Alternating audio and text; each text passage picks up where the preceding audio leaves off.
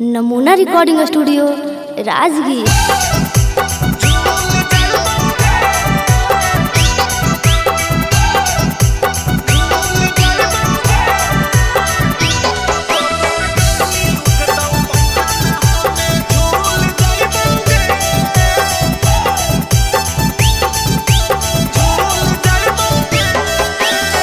बोले शादी कल है तब तुहार रे लागो हो छोड़ा चला जाइबो ससुरार रे सुना। और से तो बोले शादी कल है तब तुहार रे लागो हो छोड़ा चला जाइबो ससुरार रे। कोई प्यार कैसे हमें भूल जाइबोगे, कोई प्यार कैसे हमें भूल जाइबोगे। तोरा डोली उठतो पंखा में हमें भूल जाइबोगे, तोरा डोली उठतो पंखा में हमें भूल जाइबोगे।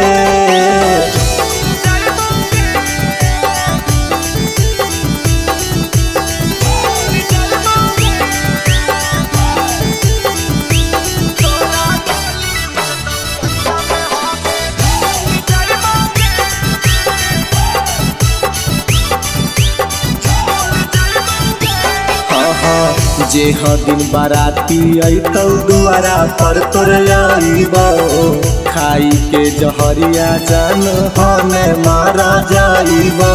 फिर ये सुनंगे हाँ हाँ ना रे बाबू ऐसन कौनो परिहा नाही काम रे। गाँव घर में हो जीतो नाम बदनाम रे। कैसे हमर खूटावा से फूल जमी गे, कैसे हमर खूटावा से फूल जमी गए।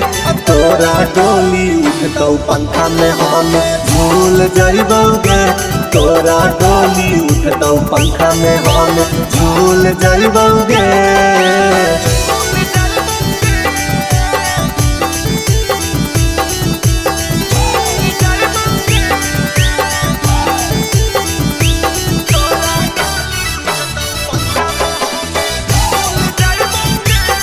नमूना रिकॉर्डिंग स्टूडियो राजगीर। जैते ससुररिया भतरा हो जीतौआ पान गे, यारा के देखे जइहा छौरी का पान गे। ऐसे काहे बोलही बाबू तू ही हो मोर जान रे। अपन करे जावा के पैसे देबै कफन रे। राइटर विकास के गोदी में झूल जमी गे, कुंदन हिंदुस्तानिया के कैसे भूल जमी गे।